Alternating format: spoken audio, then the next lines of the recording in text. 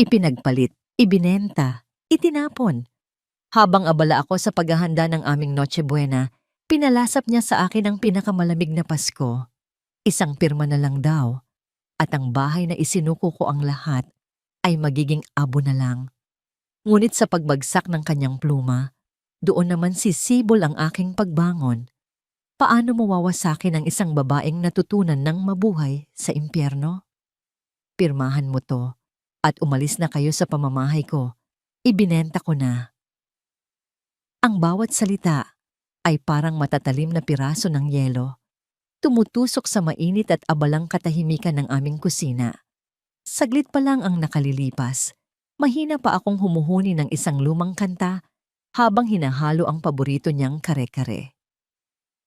Ang amoy ng niluto kong may kasamang pagmamahal ay nakakapit sa bawat sulok ng bahay. Isang pangakong maghahatid ng init sa malamig na gabing dala ng ulan sa labas. Pero ang init na yon ay biglang naglaho. Nilamon ng lamig na dala ng lalaking kapapasok pa lang sa pinto. Ang asawa ko, si Marco. Ang hawak kong sandok ay tila bumigat ng 1,000 beses. Dahan-dahan itong bumagsak mula sa nanginginig kong kamay, lumikha ng isang maingay na kalansing sa sahig na yari sa baldosa. Ngunit ang ingay na yon ay walang-wala, kumpara sa nakabibinging katahimikan na biglang bumalot sa aking puso. Ang mga papel na inilapag niya sa mesa, sa tabi mismo ng plato na inihanda ko para sa kanya, ay tila mas malamig pa kaysa sa patak ng ulan sa bintana. Isang annulment petition at isang deed of sale. Hindi ako makahinga. Ang hangin ay tila ninakaw mula sa aking mga baga. Tinitigan ko ang kanyang mukha. Naghahanap ng kahit katiting na bakas ng Marco na minahal ko, ang lalaking pinangakuan kong sasamahan habang buhay. Ngunit wala. Ang nasa harapan ko ngayon ay isang estranghero. Ang kanyang mga mata, na dating naglalaman ng buong mundo para sa akin, ay blangko at walang emosyon. Sa bawat butil ng pawis, sa bawat piraso ng lupang minana ko, sa aking mga magulang na isinuko ko para sa pangarap nating ito. Ganito lang pala ang dulo? Ano? Anong sinasabi mo, Marco? Sa wakas ay nagawa kong itanong. Ang boses ko ay basag at halos hindi marinig. Ngumisi siya. Isang ngangisi na hindi umabot sa kanyang mga mata. Bingi ka ba, Elena? Sabi ko, ibinenta ko na ang bahay at gusto kong pirmahan mo ang mga papel na yan para maging malinis na ang lahat. May 3 araw ka para mag-impake at lisanin ang lugar na ito. Pero, saan kami pupunta ni Junjun? Ito ang tahanan natin. Pagmamakaawa ko, ang mga luha ay nagsisimula nang mamuo sa aking mga mata. Problema mo na yan, sagot niya, walang pakialam. Umupo siya sa mesa, kumuha ng kutsara at sumandok ng kare-kare na niluto ko. Isinubo niya ito, nginuya ng 1 beses, bago ito walang pakundangang iniluwa pabalik sa plato. Isang tingin ng sukdulan na pandidiri ang gumuhit sa kanyang mukha. Kahit ang luto mo, wala na ring lasa. Katulad mo. Sabi niya, ang bawat salita ay isang sampal na mas masakit pa sa anumang pisikal na pananakit. Tingnan mo nga ang sarili mo, Elena. Losyang ka na. Palagi kang amoy bawang at mantika. Pagod na ako sa'yo. Pagod na akong magpanggap na masaya ako sa isang asawang naiwan na sa panahon. I need someone on my level. Someone who can keep up with me. Ang bawat alaala ng sakripisyo ay bumalik sa akin na parang isang alon. Ang mga gabi na hindi ako natutulog para tapusin ang mga labada ng iba, para lang may pandagdag kami sa gastusin. Ang pagbebenta ko sa nag-iisang kapirasong lupa ng aking mga magulang para lang makapagsimula siya ng sarili niyang negosyo. Ang mga kamay kong dati makinis, ngayon ay magaspang na at puno ng kalyo dahil sa walang katapusang pagtatrabaho para sa kanya, para sa pamilya namin. Lahat ng iyon, para lang marinig na isa na akong bagay na wala ng lasa. Hindi na ako sumagot. Ano pa ba ang sasabihin ko? Ang sakit ay napakalalim, na tila ito'y nagpatigas sa akin. Pinanood ko lang siya habang tumatayo siya, inaayos ang kanyang mamahaling damit at naglalakad patungo sa aming silid. Ang silid na pareho naming pinagsaluhan sa loob ng 15 taon. Pumasok siya at isinara ang pinto. At pagkatapos, narinig ko ang pinakamasakit na tunog sa lahat. Ang marahang pag-ikot ng susi sa seradura. Nakalak. Inilak niya ako palabas. Sa gabing iyon, sa gitna ng amoy ng pagkaing niluto ko para sa kanya, sa loob ng bahay na itinayo mula sa aking dugo at pawis, naramdaman ko ang katotohanan. Hindi na ako ang reyna ng tahanang ito. Isa na lang akong estranghero. Isang bisitang hindi na inaasahan na binigyan na ng taning para lisanin ang lugar na minsan kong tinawag na paraiso.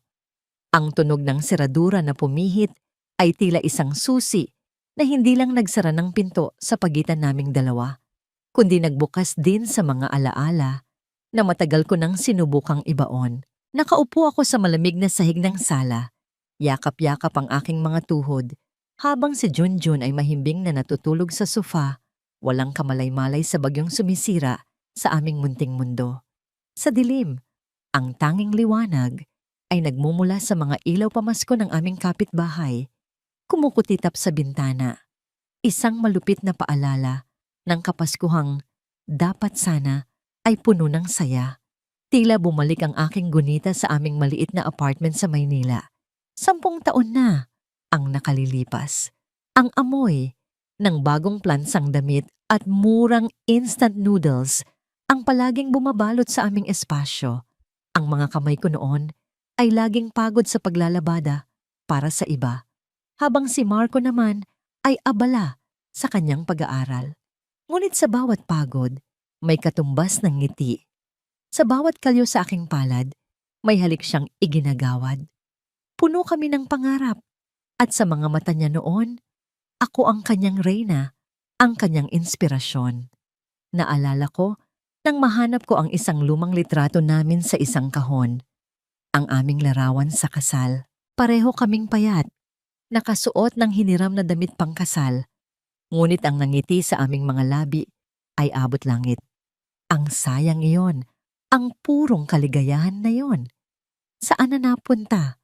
Ang lupang pamana sa akin ng aking mga magulang, walang pag-aalinlangan kong ipinagbili para lang maitayo namin ang bahay na ito. Ang bahay na ngayon ay ipinagkakait na niya sa akin. Ngunit kailan nga ba nagsimulang lumamig ang lahat? Ang sagot ay dumating na parang isang multo. 3 buwan na ang nakakaraan. Gabi-gabi nang late umuwi si Marco, laging may dahilan na kesyo may meeting o may kailangang tapusing trabaho. Isang gabi, habang tinatanggal ko ang kanyang Amerikana para isampay, may naamoy akong kakaiba. Isang matamis at mamahaling pabango ng babae. Hindi iyon ang pabango ko. Ipinagsawalang bahala ko ito. Baka naamoy lang sa opisina, bulong ko sa sarili. Ngunit ang duda, kapag naitanim na, ay parang isang halamang dahan-dahang tumutubo sa dilim. Ang katotohanan ay sumampal sa akin isang gabi habang siya ay naliligo. Kinuha ko ang kanyang telepono para i-charge at sa pag-ilaw ng screen, isang mensahe ang lumitaw sa screen mula sa isang pangalang Stella. Ang mga salita ay tila mga punyal na sabay-sabay tumarak sa aking dibdib. Thanks for the amazing dinner, babe. I can't wait to build our future in our new home. Hindi ako huminga. Ang mundo ko ay tumigil sa pag-ikot. Ang babe, ang aming bagong tahanan. Lahat ng kasinungalingan ay biglang naging malinaw na parang kristal. Ang bawat late na pag-uwi, ang bawat malamig na pagtrato, ang bawat pagdistansya niya, lahat ay may dahilan. Hindi ako sumigaw. Hindi ako pumasok sa banyo para komprontahin siya. Sa halip, isang nakakabinging katahimikan ang bumalot sa akin. Dahan-dahan kong ibinalik ang telepono sa mesa. Ang aking mga kamay ay kasing lamig ng yelo. Tumingin ako sa natutulog na si Junjun. At doon, sa gitna ng aking pagkawasak, isang desisyon ang nabuo. Hindi ako iiyak. Hindi ako magmamakaawa. Lalaban ako. Ngunit hindi sa paraang inaasahan niya. Lalaban ako ng tahimik. Kinabukasan, habang nasa opisina si Marco, tinawagan ko ang nag-iisang tao na alam kong makakatulong sa akin. Ang dati kong kaibigan sa kolehiyo na ngayon ay isa ng mahusay na abogado. Ana, sabi ko sa kabilang linya, ang boses ko ay pilit kong pinatatag. Kailangan ko ng tulong mo. At doon, sa isang maliit na coffee shop na malayo sa aming lugar, inilatag ko ang lahat. Ang aking mga hinala, ang mensaheng nabasa ko. Si Ana, sa kanyang matalas na pag-iisip, ay hindi ako binigyan ng awa. Binigyan niya ako ng plano. Ang pagbabalik tanaw ay naputol nang biglang umilaw ang screen ng aking telepono sa ibabaw ng maliit na mesa. Isang mensahe mula kay Marco. Ang aking puso ay muling nanlamig nang mabasa ko ang kanyang mga salita. Umpisahan mo nang mag-impake. Bibilangin ko ang mga gamit bukas. Ang umaga ay dumating ng walang anumang init. Ang mensahe ni Marco ay parang isang utos militar na umalingaw-ngaw sa aking isipan. Walang luha, walang pag-aatubili. Kumuha ako ng mga lumang karton mula sa bodega. Ang amoy ng alikabok at natuyong papel ay humalo sa hangin. Tila amoy ng mga alaala na isinasilid at itatapon. Sinimulan ko sa mga gamit ni Junjun. Bawat laruan, bawat damit na lumiit na, bawat libro na may punit-punit na pahina ay may dalang kwento. Dito sa maliit na t-shirt na ito, unang natutong kumain mag-isa si Junjun. Puno ito ng mantsa ng spaghetti. Itong robot na ito, ang paborito niya noong 5 taong gulang siya. Hindi siya natutulog nang hindi ito kayakap. Hinaplos ko ang bawat isa bago ito maingat na inilagay sa loob ng kahon. Hindi ako nag-iimpake ng gamit. Nag-iimpake ako ng mga piraso ng buhay na pinagsaluhan namin sa bahay na ito. Mami, bakit natin nilalagay sa box ang bahay natin? Ang inosenteng tanong ni Junjun ay tumama sa akin na parang isang malaking bato. Napaluhod ako para maging kapantay niya. Pilit nang ngumingiti habang pinipigilan ang luhang nagbabadyang Paano ko ipapaliwanag sa isang 7 taong gulang na ang mundong kanyang kinagisnan ay malapit ng gumuho? Kasi anak, maglalaro tayo, sabi ko. Ang bawat salita ay mabigat sa aking lalamunan. Maglalaro tayo ng adventure. Lilipat tayo sa isang bagong lugar, isang bagong bahay. Nakita ko ang pag-aalala sa kanyang mga mata. Pero mami, nandito po ang school ko. Nandito si Tita Baby. Ayoko pong umalis. Bago pa ako makasagot, bumukas ang pinto at pumasok si Marco. Hindi niya kami pinansin. Sa halip, may dala siyang isang rolyo ng masking tape at isang marker. Walang emosyon siyang nagsimulang maglakad sa paligid ng sala. Minamarkahan ang mga gamit, ang TV, ang sofa, ang painting na regalo sa amin noong kasal.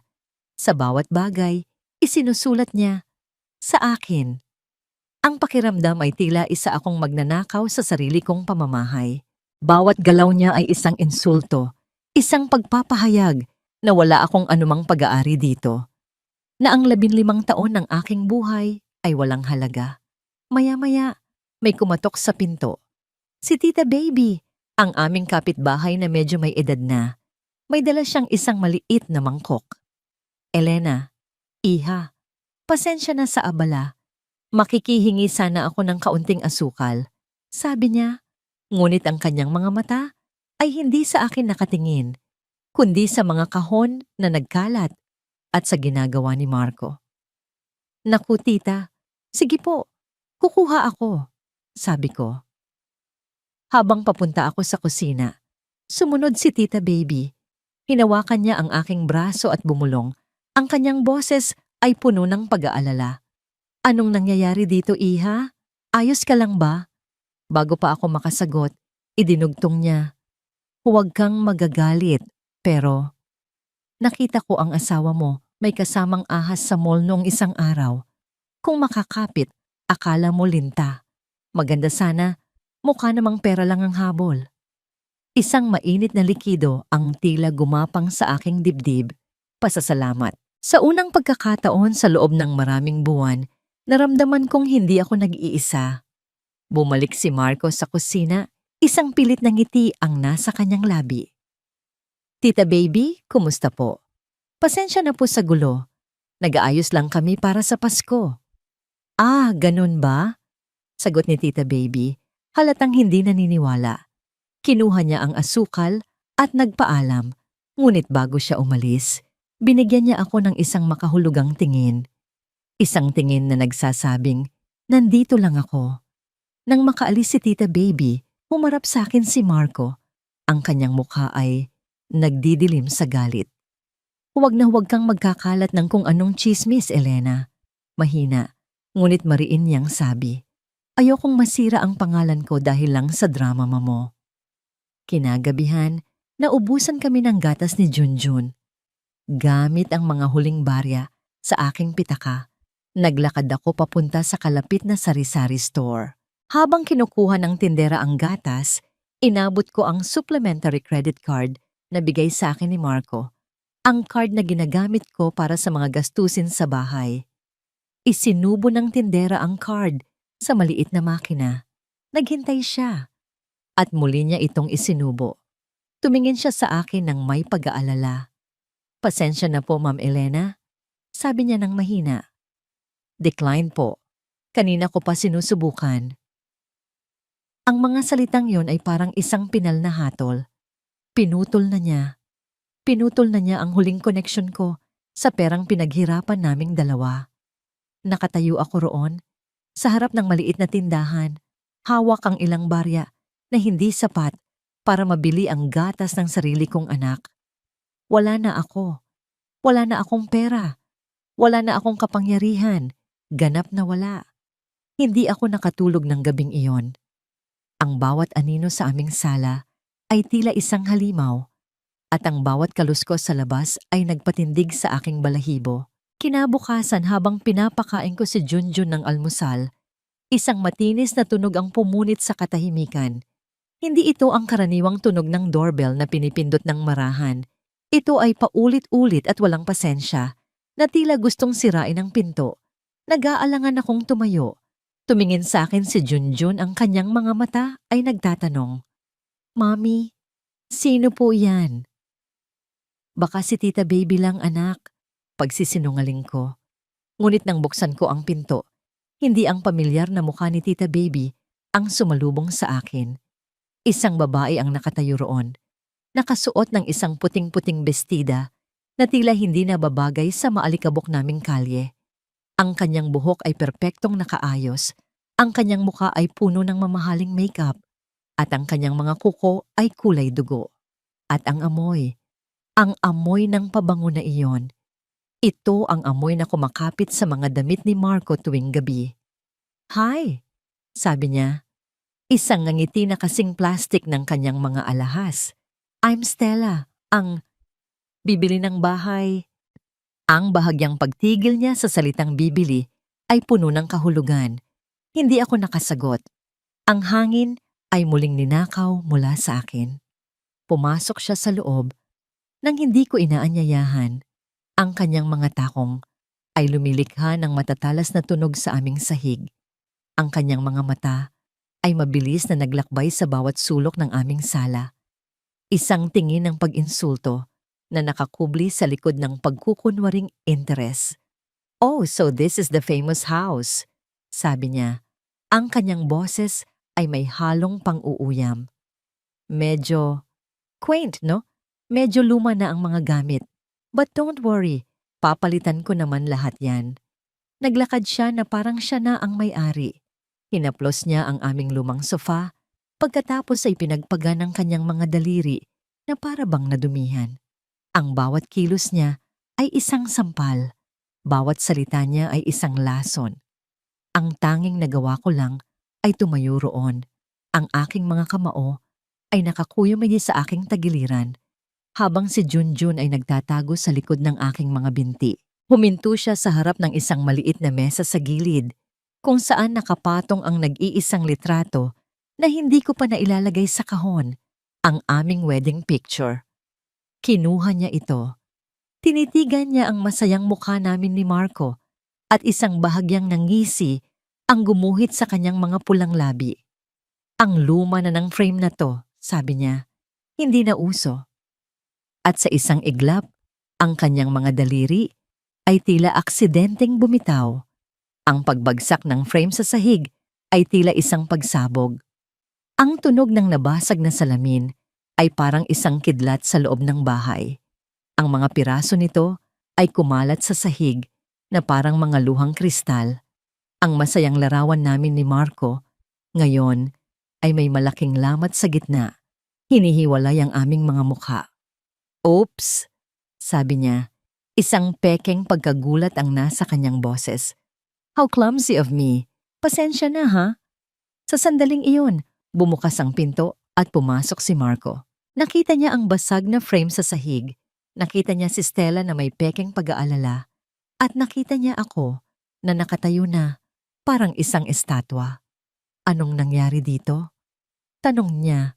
Ngunit ang kanyang boses ay hindi nag-aalala, kundi naiirita. Marco, babe, I'm so sorry. Sabi ni Stella. Ang kanyang boses ay biglang naging malambing. Nahawakan ko lang tapos nabitawan ko. Ang dulas kasi. Humarap sa akin si Marco. Ang kanyang mga mata ay nanlilisik.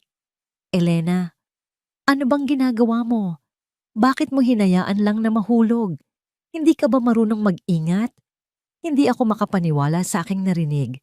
Ako pa ang sinisi. Ako pa ang may kasalanan. Hayaan mo na, babe, sabi ni Stella. Hinahaplos ang braso ni Marco. It's just a thing. Mapapalitan naman yan. It's just a thing. Isang bagay na lang. Ang simbolo ng aming 15 taon, isang bagay na lang na pwedeng palitan. Lumabas silang dalawa, nagtatawanan na parang walang nangyari. Naiwan akong mag-isa kasama ni Junjun at nang basag naming alaala sa sahig.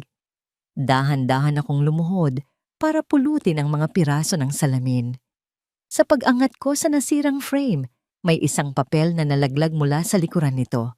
Ang orihinal na titulo ng lupa ng aking mga magulang. Ang papel na nagpapatunay na ang lupang kinatitirikan ng bahay na ito ay galing sa aking dugo at pawis. Hinawakan ko ito ng mahigpit. Ito na. Ito na ang huling piraso ng aking pagkatao na hindi niya pwedeng sirain. Ang gabi ay bumagsak na may kasamang panibagong lamig. Ang ulan ay hindi tumitigil. Ang bawat patak na tumatama sa aming bubong na yero ay parang maliliit na martilyo, isang paalala ng aming pag-iisa. Matapos kong iligpit ang mga bubog sa sahig, itinago ko ang basag na larawan sa ilalim ng kama ni Junjun, kasama ang titulo ng lupa na ngayon ay tanging pag-asa ko na lang. Nang hating gabi, nagising ako sa isang tunog na kinatatakutan ng bawat ina.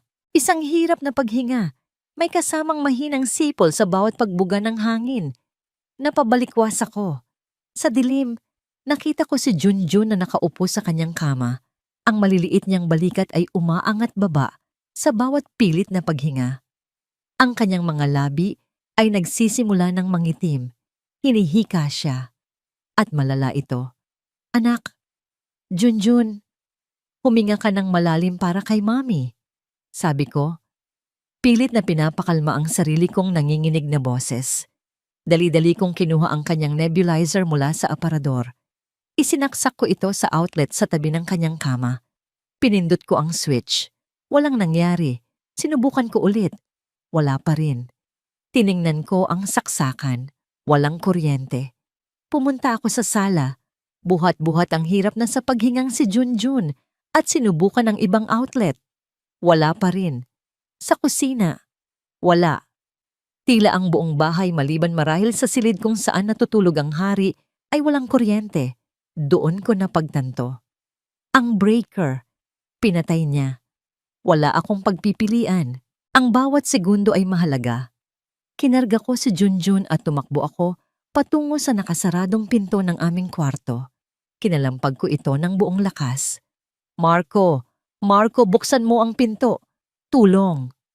Sigaw ko. Ang aking boses ay nanginginig sa takot. Si Junjun! Hinihika siya! Kailangan ko ng kuryente para sa nebulizer. Ilang saglit pa, bumukas ng bahagya ang pinto. Si Marco, halatang naistorbo sa pagtulog, ay sumilip na may inis sa kanyang mukha. Ano bang ingay yan? Natutulog ako. Bulyaw niya. Ang kuryente, Marco! Pakibukas! Inaatake ng hika si Junjun. Pagmamakaawa ko, habang ang anak ko ay humihingal sa aking mga bisig. Tiningnan niya si Junjun, hindi nang may pag-aalala, kundi nang may pagkainis. Binaba ko ang breaker sa area niyo. Malamig niyang sabi, ang lakas niyo sa konsumo. Baka nakakalimutan mong wala ka ng pambayad. Magtiis kayo. At sa harap mismo ng nahihirapan naming anak, isinara niya muli ang pinto. Narinig ko na naman ang pag-ikot ng susi sa seradura. Sa sandaling iyon, isang bagay sa loob ko ang tuluyang namatay. Ang huling katiting na pag-asang baka may natitira pa siyang puso ay naglaho na parang bula.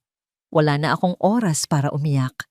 Binalot ko si Junjun sa kumot at, nang walang pag-aalinlangan, tumakbo ako palabas ng bahay, patungo sa rumaragasang ulan. Basa, giniginaw at desperado, ang tanging naisip ko ay ang bahay sa tapat. Kinalampag ko ang pinto ni Tita Baby. Ang aking mga kamao ay halos sumugat na sa kahoy. Tita! Tita Baby! Tulong po! Agad na bumukas ang pinto. Ang nag-aalalang mukha ni Tita Baby ang sumalubong sa amin. Nang makita niya ang kalagayan ni Junjun, hindi na siya nagtanong. Diyos ko, iha! Halika! Mabilis siyang kumuha ng payong at susi. Isinakay niya kami sa kanyang lumang kotse at mabilis itong pinaandar patungo sa pinakamalapit na ospital. Sa emergency room, habang ang mga nurse ay inaasikaso si Junjun, naiwan akong nakaupo sa isang malamig na upuang plastik, basang-basa at nanginginig. Tinitigan ko ang aking anak sa loob. Ang kanyang maliit na mukha ay natatakpan ng oxygen mask. Nang lumabas ang doktor at sinabing stable na ang kalagayan niya, doon palang bumuhos ang aking mga luha. Ngunit ang mga luhang iyon ay hindi na para sa nawalang pag-ibig o sa isang wasak na pamilya. Ang bawat patak ay para sa galit. Isang dalisay at nag-aapoy na galit. Isang pangako ang binuo ko sa aking puso habang pinagmamasdan ko ang aking anak. Hindi na muli. Hinding-hindi na muling malalagay sa panganib ang buhay ng aking anak dahil sa kasakiman ng kanyang ama. Kung ang pagiging ina ay nangangahulugan ng pagiging isang halimaw para protektahan ang iyong anak, kung gayon, sa gabing ito, tinatanggap ko ang aking mga sungay. Babawiin ko ang lahat, Marco. Lahat-lahat. Kinaumagahan, pinayagan na ng doktor na umuwi si Junjun. Si Tita Baby ang naghatid sa amin pabalik. Habang bumababa kami sa kanyang sasakyan, ang bahay namin ay tila mas malamig at mas malungkot kaysa dati. Ang mga markang sa akin na isinulat ni Marco sa aming mga gamit ay tila mga peklat na nagpapaalala sa akin ng kanyang kataksilan. Iha, kung kailangan mo ng kahit ano, kahit pagkain o gamot, katukin mo lang ako ha? Huwag kang mahihiya. Sabi ni Tita Baby, ang kanyang mga mata ay puno ng tunay na pag-aalala. Salamat po, Tita. Malaking-malaki po ang utang na loob ko sa inyo. Sagot ko. Ang aking boses ay taos-puso. Sa pagpasok namin sa bahay, ang katahimikan ay mabigat. Inihiga ko si Junjun na mahimbing nang natutulog dahil sa gamot. Sa sofa, kinumutan ko siya at hinalikan sa noo. Habang pinagmamasdan ko ang payapa niyang mukha, ang apoy ng galit sa aking dibdib ay muling nag-alab. Maya-maya, bumukas ang pinto. Pumasok si Marco, bihis na bihis para sa opisina. Ang kanyang mukha ay walang bakas ng pagkakasala. Sa halip, ito ay puno ng inis. Saan ka nang galing? Bungad niya. Ang boses ay malamig. Nag-iskandalo ka pa sa kapitbahay. Nakakahiya. Hindi ako sumagot. Tinitigan ko lang siya. Hinahayaan siyang makita ang lamig sa aking mga mata. Ang tingin na yon ay tila nagpairita sa kanya. Wala ka talagang balak magsalita? Sabi niya. Mabuti pa nga. Mas madali nating matatapos to. May kinuha siyang isang folder mula sa kanyang leather briefcase at inilapag ito ng may kalabog sa ibabaw ng aming maliit na lamesa sa gitna. Ang tunog ay umalingaw-ngaw sa aming tahimik na sala. Heto, sabi niya. Para hindi na tayo magkagulo sa korte. Isang waiver. Pinipirmahan mo na isinusuko mo na ang lahat ng karapatan mo sa mga ari-arian natin. Maliban sa mga damit ninyo. Siyempre. Idinagdag niya na may kasamang mapanuyang ngiti. Kapag napirmahan mo to, bibigyan kita ng kaunting pera para makapagsimula kayo sa probinsya. Binuksan niya ang folder. Nakita ko ang mga salitang nakasulat sa itim na tinta. Waiver of claims, asset liquidation consent. Ang bawat salita ay isang pako na ibinabaon sa aking kabaong. Kumuha siya ng isang mamahaling pluma mula sa kanyang bulsa at inilagay ito sa ibabaw ng mga papel. Pirmahan mo na, Elena, para matapos na ang lahat. Huminga ako ng malalim. Ang mga salita ng aking abogadong si Ana ay umalingaw-ngaw sa aking isipan. Elena, darating ang araw na may ipapipirma siya sa'yo. Huwag kang papalag. Huwag kang iiyak. Pirmahan mo. Ipakita mong talo ka na. Ang pinakamalaking pagkakamali ng isang mayabang na lalaki ay ang maliitin ang isang babaeng tahimik. Dahan-dahan akong lumapit sa mesa. Kinuha ko ang pluma. Ang bigat nito sa aking kamay ay parang bigat ng buong mundo. Tumingin ako kay Marco, direkta sa kanyang mga mata. Walang luha, walang galit. Isang blangkong tingin lang at sa ilalim ng kanyang mapanuring tingin, habang ang aking anak ay mahimbing na natutulog, ilang talampakan lang ang layo. Ipinirma ko ang aking pangalan sa bawat pahina. Ang kamay ko ay hindi nanginig. Ang bawat kurba ng aking pangalan ay perpekto at malinaw. Isang pirma para sa kalayaan mo, Marco, at isang pirma para sa iyong pagbagsak. Nang matapos ako, isinara ko ang folder at dahan-dahan itong itinulak pabalik sa kanya. Isang ngingiti ng tagumpay ang sumilay sa kanyang mga labi. Kinuha niya ang folder, tiningnan ang mga pirma at tumango na may kasiyahan. Ayan, sabi niya. Ang kanyang boses ay puno ng pagmamalaki. See? Hindi naman pala mahirap. Ngayon, malaya ka na. Tumayo siya. Inayos ang kanyang kurbata at naglakad patungo sa pinto. Bago siya lumabas, lumingon siya sa akin sa huling pagkakataon. 2 araw na lang, Elena. Siguraduhin mong wala na kayo dito sa Biyernes. Pagkasara niya ng pinto, naiwan akong mag-isa sa katahimikan.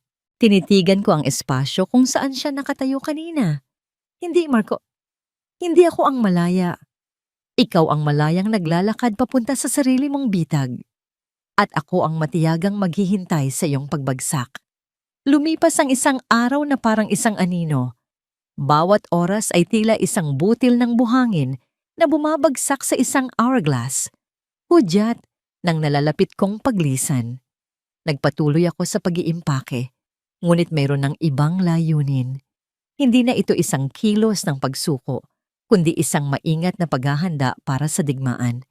Maingat kong ibinukod ang bawat gamit na galing sa aking sariling pera. Ang bawat unan at kumot na ako ang bumili. Ang mga gamit niya, ang mga mamahaling bagay na binili niya mula sa perang pinaghirapan ko ay hinayaan kong nakatiwangwang. Kinagabihan, pagdating ni Marco, sinalubong ko siya hindi sa pinto, kundi sa gitna ng sala kung saan nagkalat ang mga kahon. Huminto siya, tiningnan ang ginagawa ko, at isang ngiti ng kasiyahan ang muling gumuhit sa kanyang mukha. Para sa kanya, ito na ang huling yugto ng aking pagkatalo. Huminga ako ng malalim. Ito na ang sandali. Marco, tawag ko. Ang boses ko ay sinadya kong gawing mahina at bahagyang nanginginig. Pwede ba akong humiling? Tumingin siya sa akin. Ang kanyang mga kilay ay bahagyang tumaas, na tila nagtataka na may kakapalan pa akong humiling.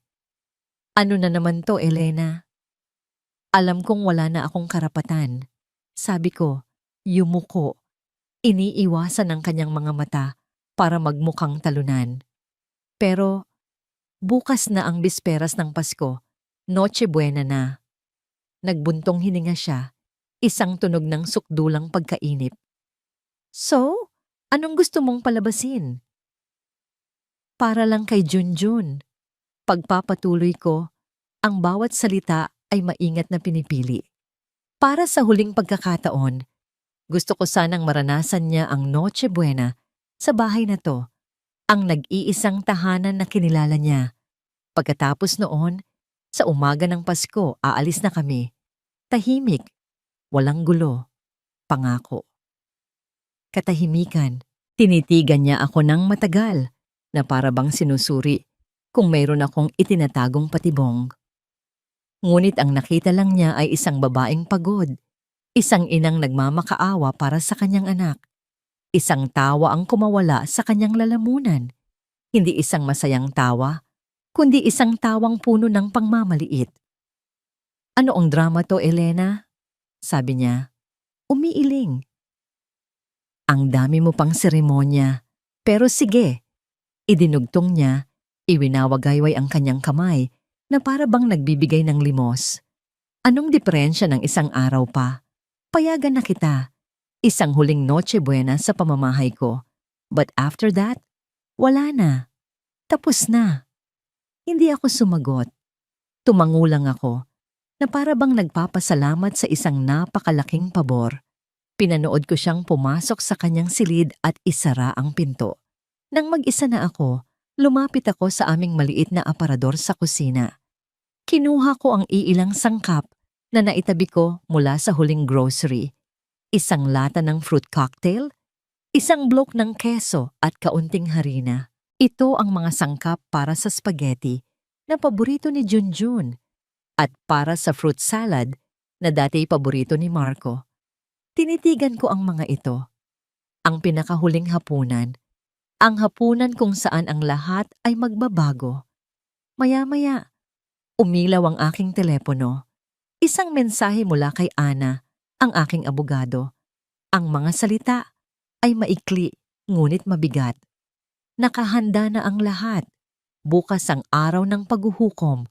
Huwag kang papalpak. Kinabukasan, bisperas ng Pasko, ginising ako ng amoy ng pine trees mula sa maliit na Christmas tree ng aming kapitbahay. Ang araw ay tila mas maliwanag, ngunit sa loob ng aming bahay, ang hangin ay mabigat. Ngayon, ang araw ng aking huling pag-arte. Sinadya kong gumalaw ng mabagal sa kusina, hinahayaan ang bawat kalansing ng kaserola na maging mas maingay kaysa karaniwan. Naghahanda ako ng almusal, sinangag at itlog, simpleng pagkain na dati naming pinagsasaluhan. Nang lumabas si Marco mula sa kanyang silid, ang kanyang mukha ay masungit, halatang naistorbo sa ingay. Pwede ba, Elena? Hinaan mo naman yan, reklamo niya. Hindi ka ba marunong kumilos ng hindi nag-iingay? Ito na ang pagkakataon ko. Pasensya na. Mahal na hari. Sagot ko. Ang boses ko ay sinadya kong lagyan ng sarkasmo. Hindi ko sinasadyang maistorbo ang pagtulog mo habang ako dito. Naghahanda na sa paglisan sa palasyo mo. Huminto siya. Ang kanyang mga mata ay nanliit.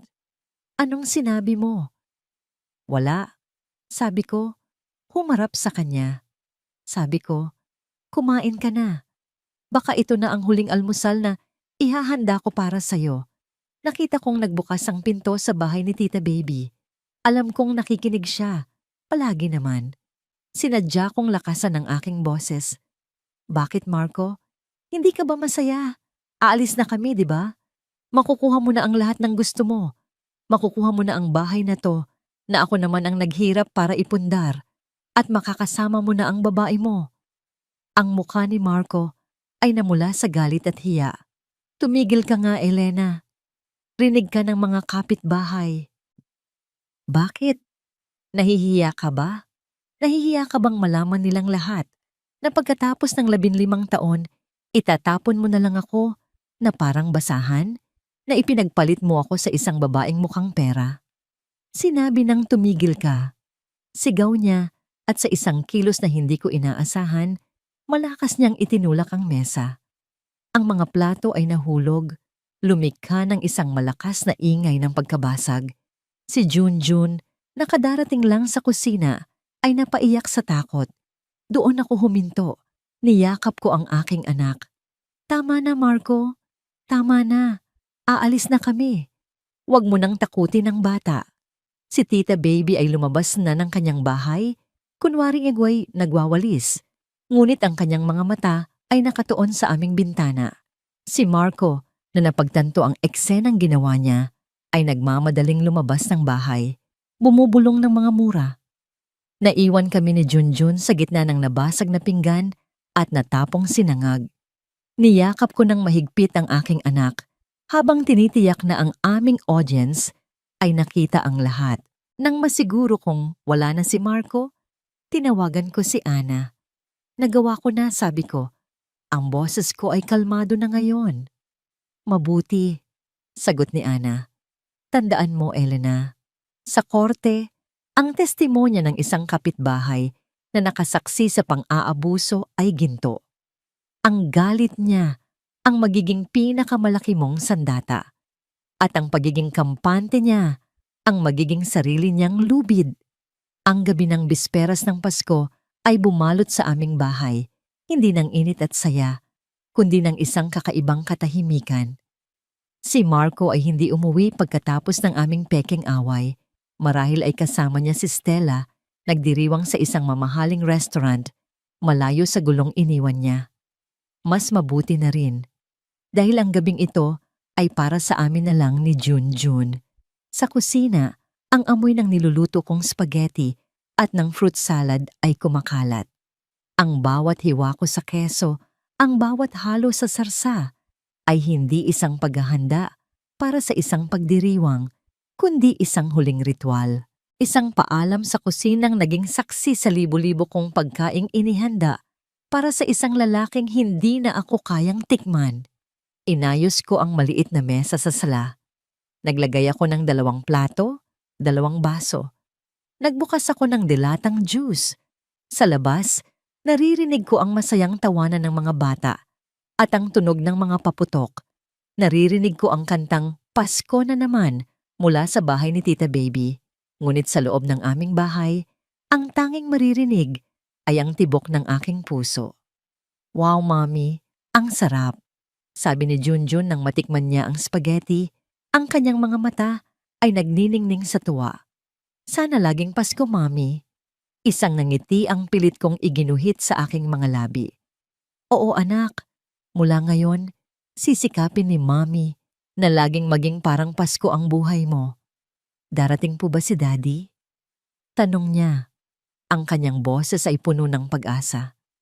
Ang tanong na yun ay isang maliit na karayom na tumusok sa aking puso.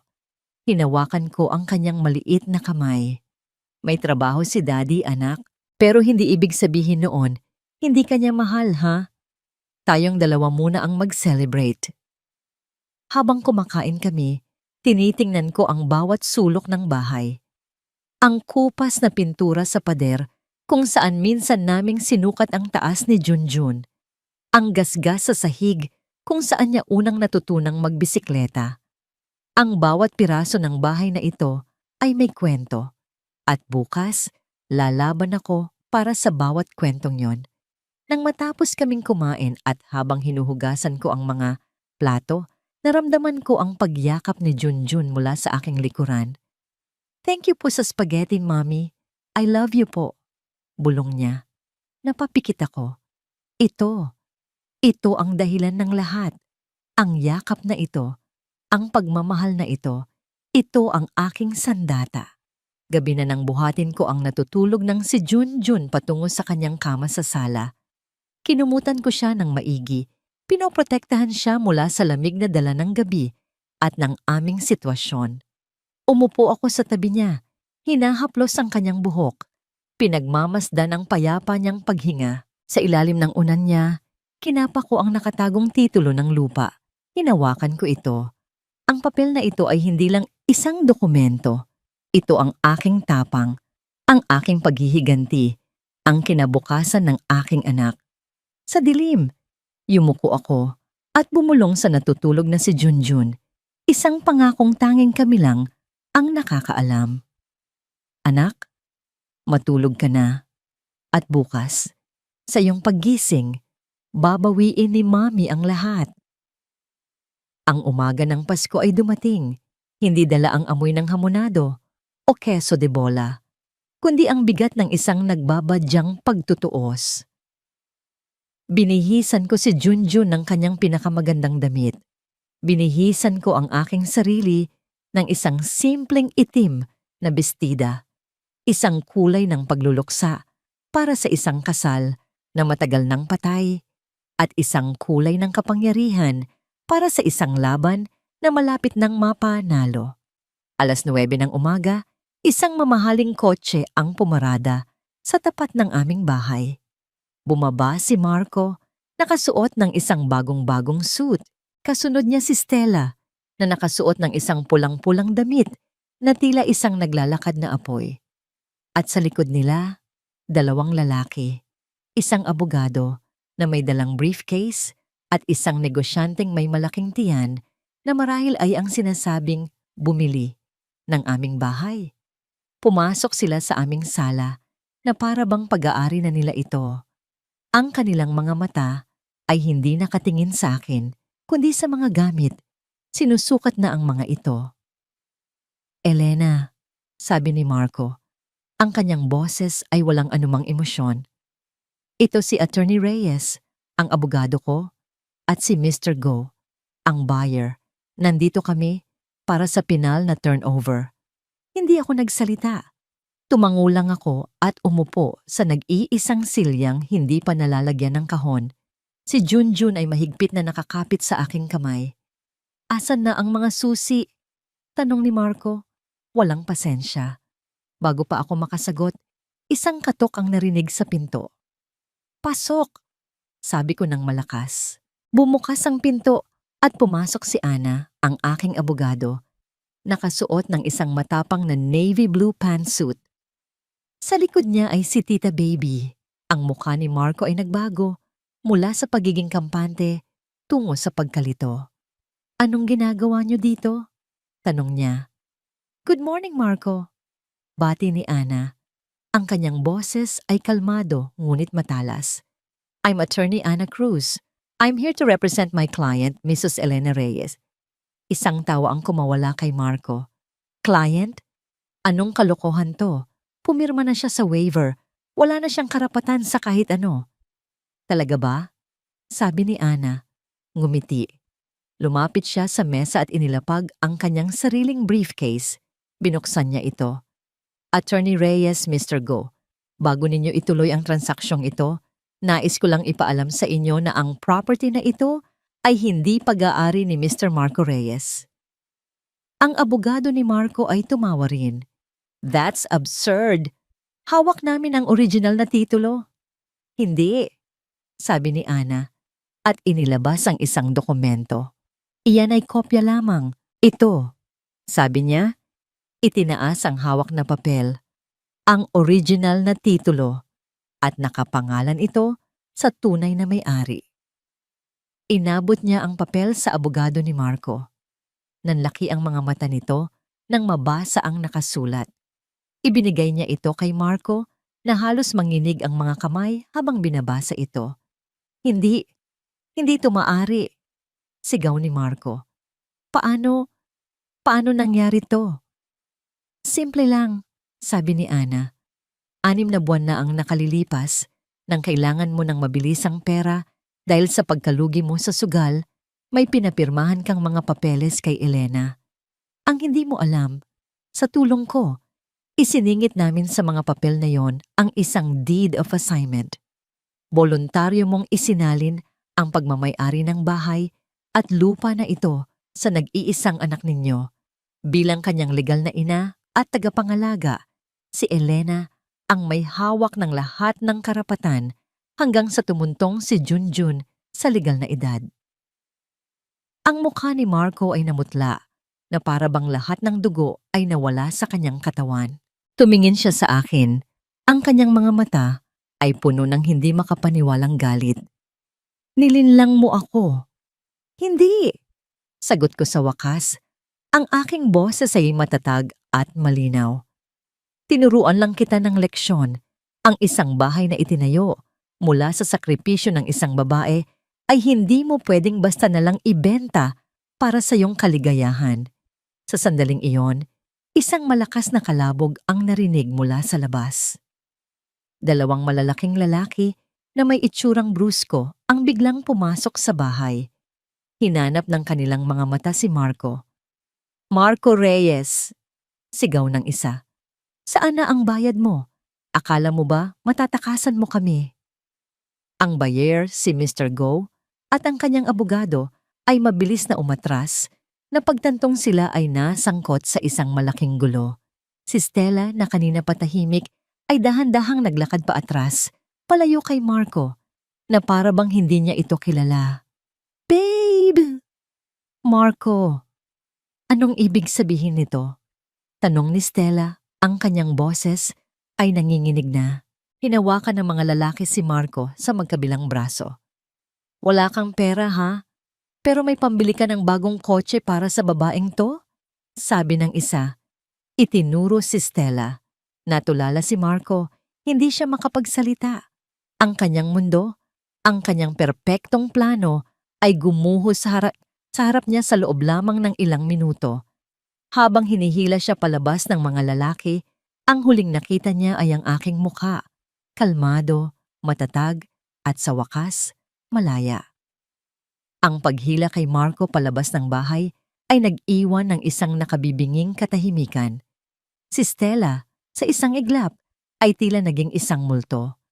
Ang pulang damit niya, na kanina'y simbolo ng kapangyarihan, ay naging bandila ng kanyang pagkatalo.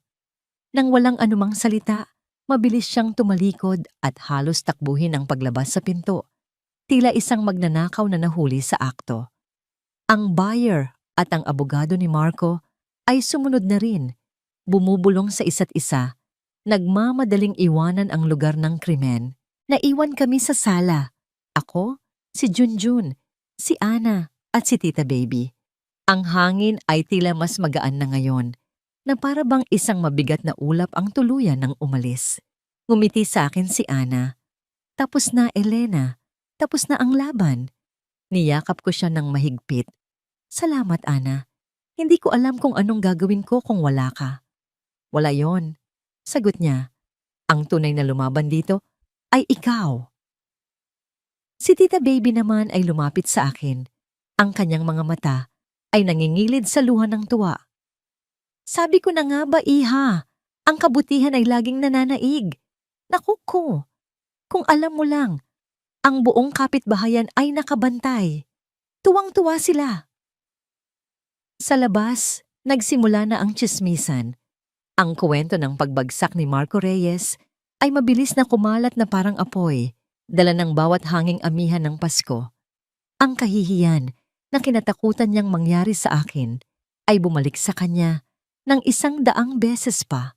Pagkaalis ni Ana at ni Tita Baby, sinimulan kong maglinis. Ngunit sa pagkakataong ito, ang paglilinis ay hindi na isang obligasyon. Ito ay isang seremonya. Una kong kinuha ang mga kahon na may markang SA akin na isinulat ni Marco. Dinala ko ang mga ito sa labas, isa-isa. Ang kanyang mga mamahaling damit, ang kanyang mga sapatos, ang kanyang mga gamit sa golf. Inilagay ko ang lahat sa bangketa. Pagkatapos, kinuha ko ang lahat ng bagay na nagpapaalala sa kanya. Ang mga litrato, ang mga regalo niya, at inilagay sa isang malaking itim na garbage bag. Walang galit, walang luha. Isang pakiramdam lang ng kaluwagan. Nang malinis na ang lahat, binuksan ko ang lahat ng bintana. Hinayaan kong pumasok ang sariwang hangin ng Pasko. Hinayaan kong alisin nito ang amoy ng kanyang pabango, ang amoy ng kanyang kasinungalingan. Ang bahay ay muling naging tahanan, ang aming tahanan. Kinagabihan, sa unang pagkakataon sa loob ng maraming buwan, nakapagluto ako ng may ngiti sa aking labi. Noche Buena. Simple lang ang aming handa, ang natirang spaghetti at fruit salad. Ngunit para sa amin ni Junjun, ito ang pinakamasarap na handaan sa buong mundo. Habang kumakain kami, tumunog ang aking lumang telepono, isang hindi pamilyar na numero. Nag-aalangan ko itong sinagot. "Hello, Mrs. Elena Reyes po ba?" Tanong ng isang boses sa kabilang linya. "Ako nga po," sagot ko. "Ako po si Aling Nena, yung may-ari po ng karinderya sa kanto. Nabalitaan ko po yung nangyari at natikman ko rin po yung kare-kare na pinadala nyo kay Tita Baby noon.